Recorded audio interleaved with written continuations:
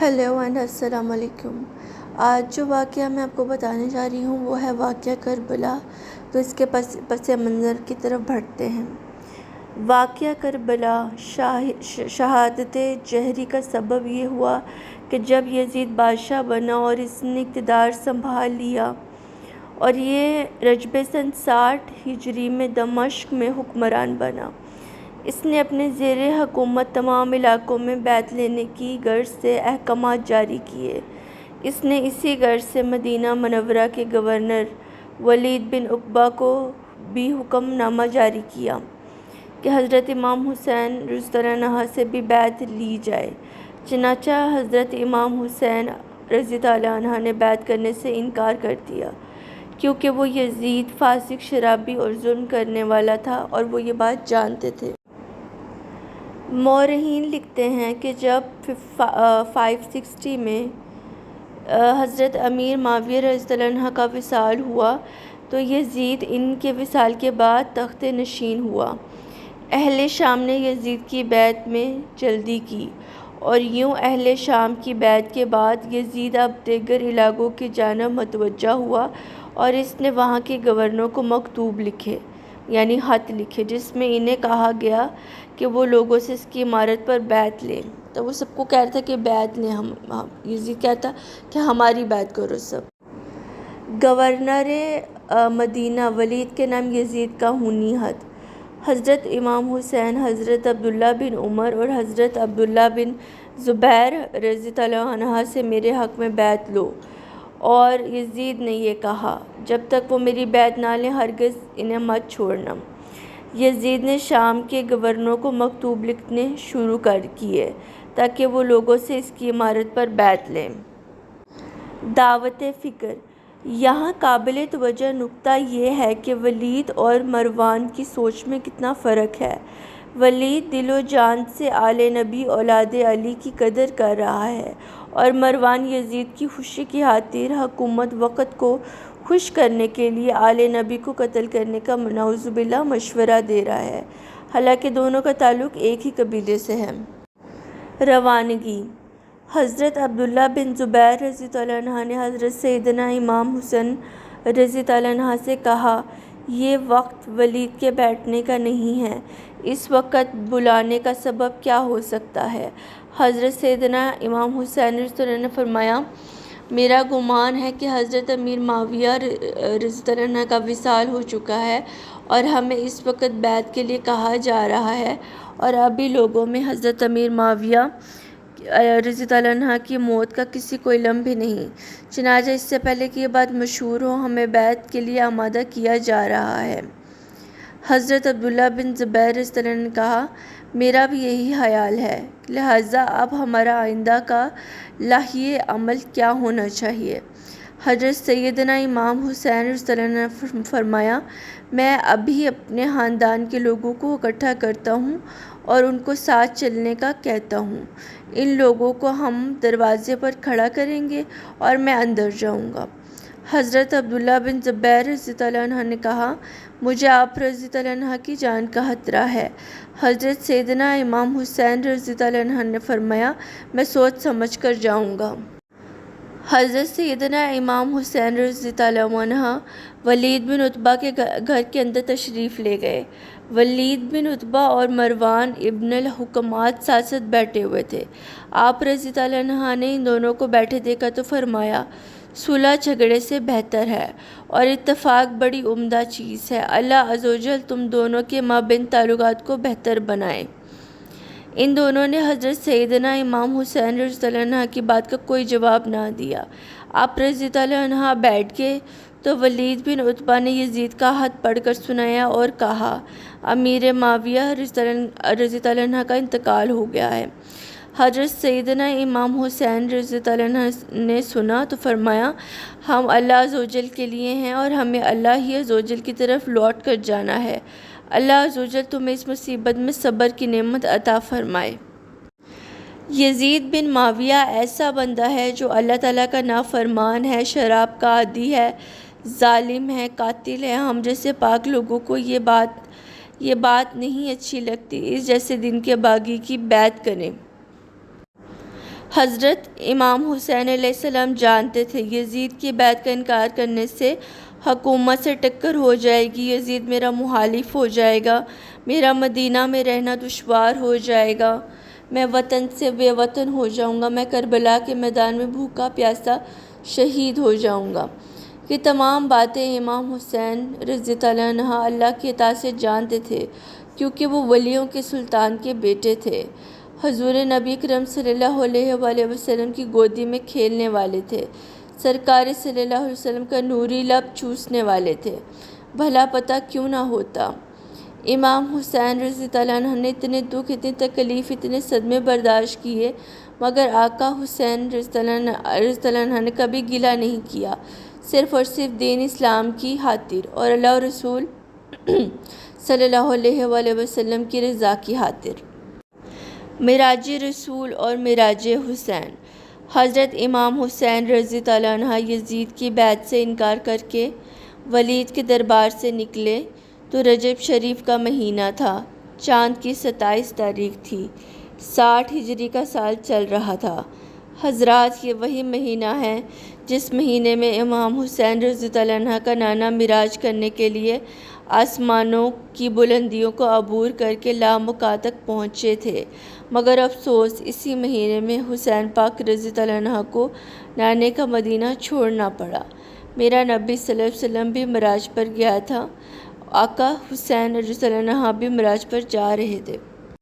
مدینے کی گلیوں میں گزرا تھا، انہوں نے کن جذبات کے ساتھ مدینہ منورہ کو چھوڑا ہوگا، اور جب آخری نظریں روضہ رسول صلی اللہ علیہ وسلم کے پرکیف نظاروں پر ڈالی ہوگی تو قلب کتنا پریشان ہوا ہوگا، اور جب نانا جان کے مزار پر آخری مرتبہ حاضری دی ہوگی اور زبان حال سے نانا جان کو اپنی آپ بیتی سنائی ہوگی تو سوز اور درد کا کیسا سما بن گیا ہوگا۔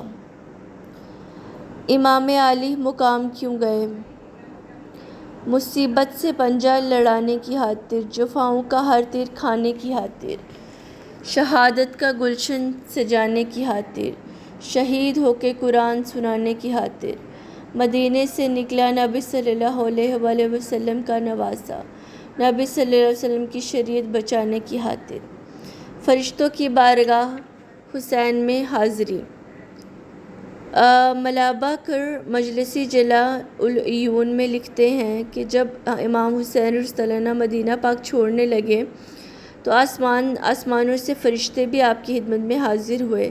سلامی عرض کرنے کے بعد عرض کی، حضور، ہم اللہ تعالیٰ کی نوری مخلوق ہیں، ہمیں یہ اعزاز حاصل ہے کہ ہم نے کئی مقامات پر میدان جنگ میں آپ کے پیارے نانا جان محمد مصطفیٰ صلی اللہ علیہ وسلم کی اللہ تعالیٰ کی اطاعت سے مدد کی ہے، اور اب اللہ تعالیٰ کے حکم سے آپ کی خدمت میں بھی حاضر ہوئے ہیں۔ اگر ہماری خدمت کی ضرورت ہے تو ہم حاضر ہیں، اگر کسی سے آپ کو خطرہ ہے تو ہم آپ کے ساتھ چلتے ہیں۔ سیدنا امام حسین رضی اللہ عنہ نے فرشتوں کو فرمایا، اے اللہ تعالیٰ کی نوری مخلوق، آپ کی بڑی مہربانی، میں آپ کا بڑا مشکور ہوں کہ آپ میری حوصلہ افزائی کے لیے تشریف لائے، فی الحال مجھے آپ لوگوں کی مدد کی ضرورت نہیں۔ امام حسین رضی اللہ عنہ کا جواب سن کر سارے فرشتے واپس چلے گئے۔ جب فرشتے چلے گئے تو جنوں کا ایک گروہ آپ کی خدمت میں حاضر ہوا، عرض کی، حضور، ہم آپ کے شیعہ ہیں اور ہم آپ کی مدد کے لیے آئے ہیں، آپ حکم فرمائیں، ہم آپ کے دشمنوں کو اسی وقت تباہ و برباد کر دیں گے۔ امام حسین رضی اللہ عنہ مسکرا پڑے، آپ نے جنات کا شکریہ ادا کیا اور فرمایا، اے جنوں کی گروہ، اگر اللہ تعالیٰ نے تمہیں اتنی طاقت عطا فرمائی ہے تو میں بھی حسین ہوں، میں بھی علی کا لال ہوں، میں بھی حضور صلی اللہ علیہ وسلم کے کندھوں پر کھیلنے والا ہوں۔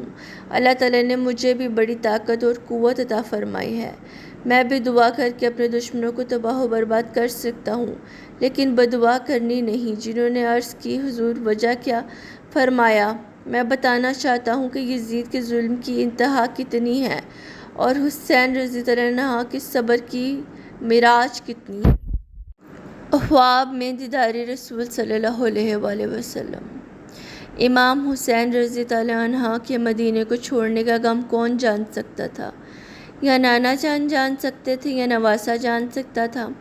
جس نے مدینہ چھوڑتے ہوئے اپنے نانا جان کے مدینے کو ان الفاظ میں دعا دی، نانا تیرے کرم کے خزینے کی خیر ہو، میں جا رہا ہوں تیرے مدینے کی خیر ہو۔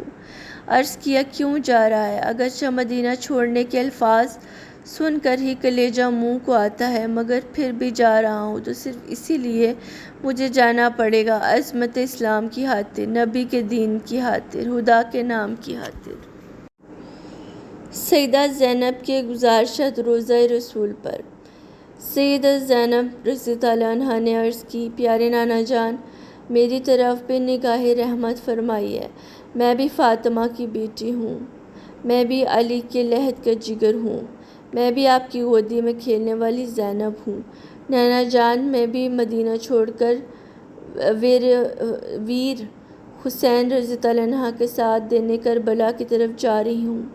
پیارے نانا جان، میرے لیے بھی دعا کرنا تاکہ میں بھائی کے دکھوں میں بھی برابر کی شریک ہو سکوں۔ اہل کوفہ کے حدود۔ امام پاک کے نام۔ یزیدیوں نے اہل شام سے بیعت لے لی اور انہیں یزید کی رائے پر متفق ہونے پر قائل کر لیا، جبکہ اہل کوفہ امیر معاویہ رضی اللہ عنہ کے زمانے میں ہی حضرت امام حسین رضی اللہ عنہ کی خدمت میں درخواستیں بھیج رہے تھے اور تشریف آوری کی التجائیں کر رہے تھے، لیکن امام نے صاف انکار کر دیا۔ جب اہل کوفہ کو یہ خبر ملی کہ امام حسین رضی اللہ عنہ اور حضرت عبداللہ بن زبیر رضی اللہ عنہ نے یزید کی بیعت سے انکار کر دیا ہے، تو وہ سب حضرت سلیمان بن سرد کے گھر جمع ہوئے اور یہ فیصلہ کیا کہ امام حسین رضی اللہ عنہ کو کوفہ میں بلایا جائے اور ان کی اس موقع پر مدد کرنا، دشمن کے خلاف جہاد کرنا چاہیے۔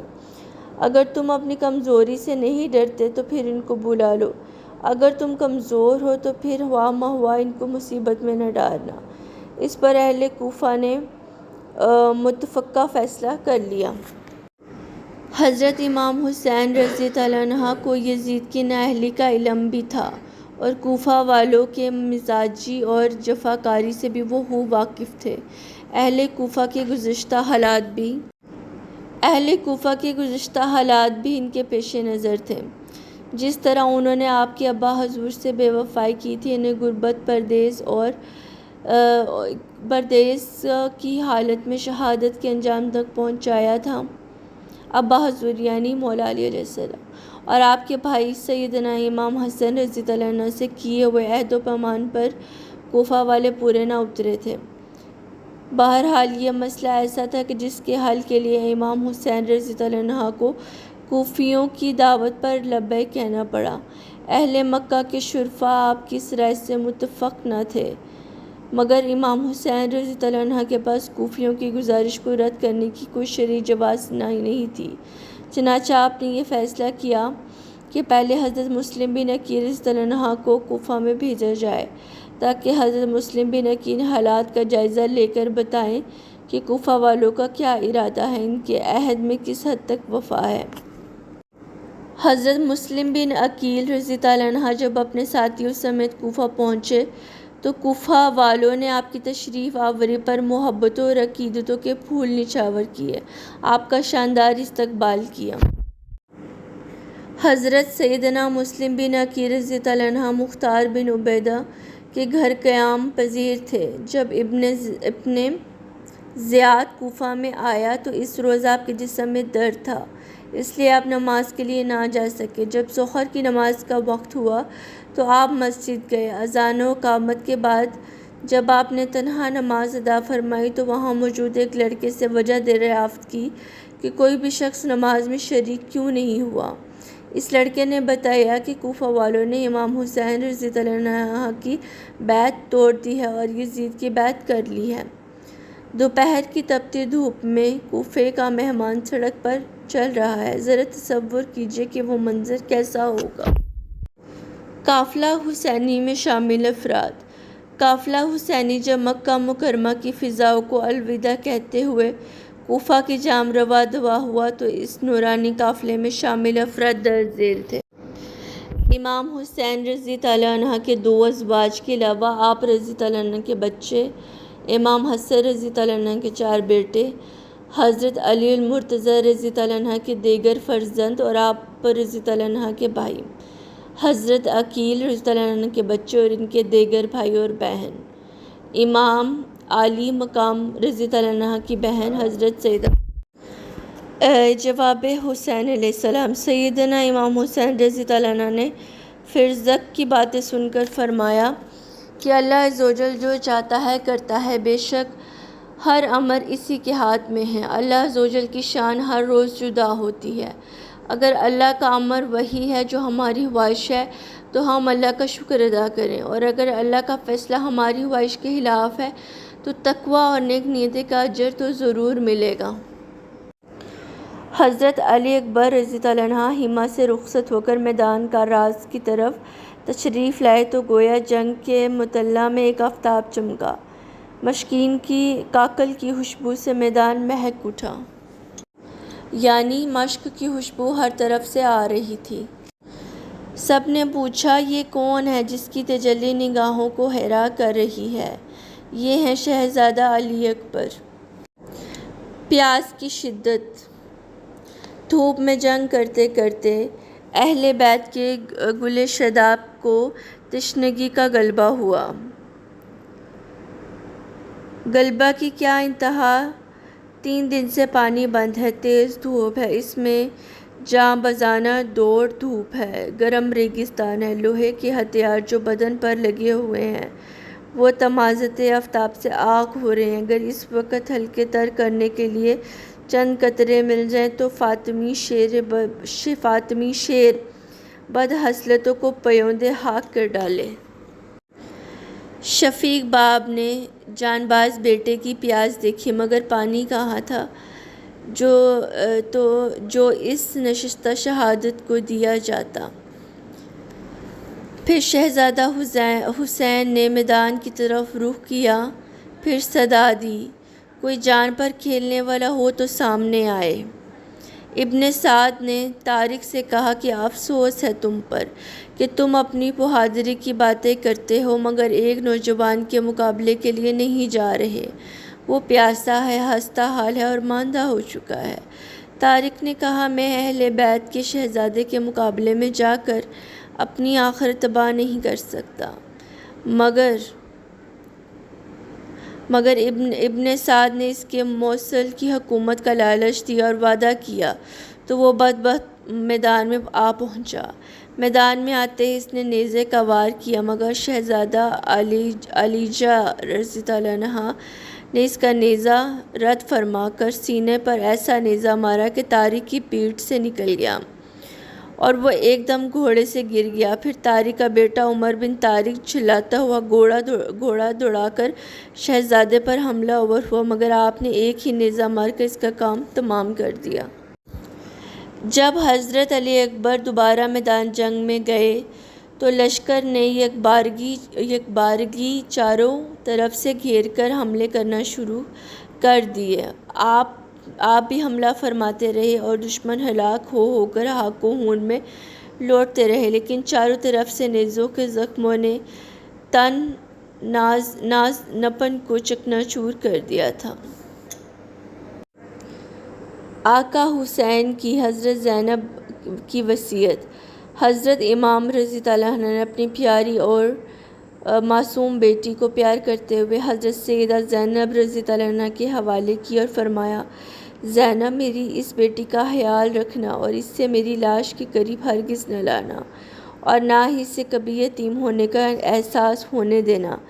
حضرت سیدہ زینب رضی اللہ عنہ نے کہا، بھائی، آج یہ بچی ہی نہیں میں بھی یتیم ہو رہی ہوں، اور آپ رضی اللہ عنہ کے بعد ہمارا کیا ہوگا؟ حضرت امام رضی اللہ عنہ نے فرمایا، تم صبر سے کام لینا اور تم صابرین کی اولاد میں سے ہو، اور تم جانتی ہو کہ یہ دنیا فانی ہے، لہٰذا تم اس کو ترجیح دو جو ہمیشہ رہنے والی زندگی آخروی ہے۔ جیسا کہ ہمارے پیارے نانا جان حبیب خدا صلی اللہ علیہ وآلہ وسلم اس دنیا سے چلے گئے، اور پھر ہماری ماں سیدہ خاتون جنت بھی اس فانی دنیا سے تشریف لے گئیں۔ ہمارے باپ حیدر کرار رضی اللہ عنہ کو شہید کیا گیا، اور پھر ہمارے بھائی حسن رضی اللہ عنہ کو زہر دیا گیا، مگر ہم نے ان تمام مشکلات اور مصیبتوں پر صبر کیا۔ بالکل اسی طرح اب تم آنے والی مصیبت پر صبر کرنا۔ یہ فرما کر حضرت سیدنا امام حسین رضی اللہ عنہ خیمہ سے رخصت ہوئے، اور جب باہر آئے تو دیکھا کوئی بھی جانثار زندہ نہ تھا۔ حضرت سیدہ زینب رضی اللہ عنہ بھی خیمے سے باہر نکل آئیں تو دیکھا کہ بھائی کو گھوڑے پر سوار کرانے والا کوئی نہیں۔ تو حضرت سیدہ زینب رضی اللہ عنہ نے کہا، بھائی فکر مند کیوں ہوتے ہو؟ کیا ہوا جو گھوڑے پر سوار کروانے والا کوئی نہیں؟ یہ رسول اللہ صلی اللہ علیہ وسلم کی نواسی موجود ہے۔ دردناک منظر۔ حضرت امام زین العابدین رضی اللہ عنہ کو چھوڑ کر جنگ کی تیاری کے بعد اہل بیت کو وصیتیں فرمانے لگے اور پھر میدان میں تشریف لے آئے۔ جب پردیس میں آپ کی آنکھوں کے سامنے پورا کنبہ خون میں ڈوبا بے گور و کفن پڑا تھا، اور جب آخری سہارا آپ رضی اللہ عنہ بھی میدان میں لڑنے کے لیے جا رہے تھے تو اہل بیت پر کیا بیت رہی ہوگی؟ وہ کیسے یہ دردناک منظر اپنی آنکھوں سے دیکھ رہے ہوں گے کہ امام علی مقام رضی اللہ عنہ کو گھوڑے پر سوار کرنے والا اب کوئی نہیں رہا، اور آپ رضی اللہ عنہ بھی میدان جنگ میں جا رہے ہیں۔ سکینہ رضی اللہ عنہ نے کن حسرت آمیز آنکھوں سے ابا جان کو دیکھا ہوگا۔ شہر بانوں نے درد سے بھری نگاہوں سے کیسے اپنے سرتاج کا دیدار کیا ہوگا۔ امام زین العابدین رضی اللہ عنہ کے لیے وہ گھڑی کیسی ہوگی؟ یقیناً ان آگ کے دریاؤں کو پار کرنا صرف آل رسول صلی اللہ علیہ وسلم کا ہی کام ہے۔ مقابلے کا آغاز۔ حضرت امام رضی اللہ عنہ کو اپنے دشمنوں کے ناپاک ارادوں کا پتہ تھا، اور آپ رضی اللہ عنہ یہ جانتے تھے کہ یہ لوگ کس طرح ہونے ناحق ظلموں بے نہایت سے باز آنے والے نہیں۔ تو امام علی مقام رضی اللہ عنہ نے فرمایا، تمہارے دلوں میں جو بات ہے اسے پورا کرو، اور جس کو بھی بھیجنا چاہتے ہو میرے مقابلے کے لیے اس کو بھیجو۔ مشہور بہادر جنگجو جن کو ایک خاص وقت کے لیے رکھا گیا تھا، حضرت امام حسین رضی اللہ عنہ کے مقابلے میں بھیجے گئے۔ ایک بے حیا آپ رضی اللہ عنہ کے مقابلہ آتا، غرور و قوت اور سرشار بہادری کے ڈینگے مارتا ہوا آتا ہے۔ جو ہی حضرت امام رضی اللہ عنہ کی طرف تلوار کھینچتا ہے، ابھی ہاتھ اٹھا ہی تھا کہ امام رضی اللہ عنہ نے ایسی ضرب لگائی کہ سر کٹ کر دور جا گرا اور غرور خاک میں مل گیا۔ آپ رضی اللہ عنہ نے اپنے زخم پر چادر لپیٹی اور برستے ہوئے تیروں میں گھوڑے سے اس وجہ سے اتر گئے کہ وہ گھوڑا امام رضی اللہ عنہ کے نانا جان رسالت آپ صلی اللہ علیہ وسلم کا تھا، اور اپنے نانا جان کی اس نشانی کو زخموں سے بچانے کے لیے اسے چھوڑ دیا۔ آپ نے گھوڑے کے بغیر پیدل چل کر بھی تلوار کے وہ جوہر دکھائے کہ لشکر یزید میں سے کوئی بھی شخص قریب آنے کی جرأت رکھتا ہو، اور وہ پیدل ہو کر اس طرح مقابلہ کر رہے تھے جیسے کہ بہادر شاہ سوار ہے۔ یزیدیوں کی بوکھلاہٹ۔ آپ رضی اللہ عنہ کی شجاعت بہادری کے آگے جب بڑے بڑے پہلوانوں کے حوصلے جواب دے گئے تو سالار لشکر عمرو بن سعد نے اپنی فوج کو مخاطب کرتے ہوئے کہا، اے شام کے لشکر، تم پر افسوس ہے۔ جانتے ہو کس سے لڑ رہے ہو؟ یہ دیکھو، جو عرب کے سب سے بڑے جنگجو حیدر کرار رضی اللہ عنہ کا بیٹا ہے۔ یزیدیوں کی یلغار۔ عمرو بن سعد کی یہ بات سن کر 15,000 یزیدیوں نے آپ رضی اللہ عنہ پر تیر برسانا شروع کر دیے، مگر اللہ عز و جل کی قدرت دیکھیے کہ کوئی بھی تیر آپ رضی اللہ عنہ تک ہی نہ پہنچا، اور نہ ہی آپ رضی اللہ عنہ کے گھوڑے کو کوئی تیر لگا۔ اس کے بعد آپ رضی اللہ عنہ دوبارہ خیمے میں چلے گئے اور وہاں پر موجود بیبیوں کو تسلی دی، اور دوبارہ مخالفین کا مقابلہ کرنے کے لیے میدان جنگ میں تشریف لائے۔ حضرت امام رضی اللہ عنہ کی تلوار نے کئی دشمنوں کو واصل جہنم کیا۔ آپ جس طرف بھی نظر کرتے یزید کا لشکر بھاگ جاتا۔ پھر آپ رضی اللہ عنہ نے شمشیر کو نیچے کر لیا اور جنگ سے ہاتھ پیچھے کر لیا۔ یہ بھی ہو سکتا ہے کہ شہادت پر لبیک کہتے ہوئے خود کو قضائے خدا کے سپرد کرنے کا ارادہ کر لیا ہو، پھر کسی جام سے آواز گونجی ہو۔ رسول اکرم صلی اللہ علیہ وآلہ وسلم بھی آب کوثر کا جام تھامے منتظر تھے، بلا رہے تھے علی رضی اللہ عنہ کہ آ جا نبی کی دی کے معین بس کر۔ وقت شہادت سنان بن انس نحفی نے آپ کو نیزہ مارا، جس سے آپ زخمی ہو کر گھوڑے سے نیچے تشریف لے آئے۔ سنان بدبخت نے آپ کا سر کاٹ کر حلی بن یزید کو دے دیا، اس نے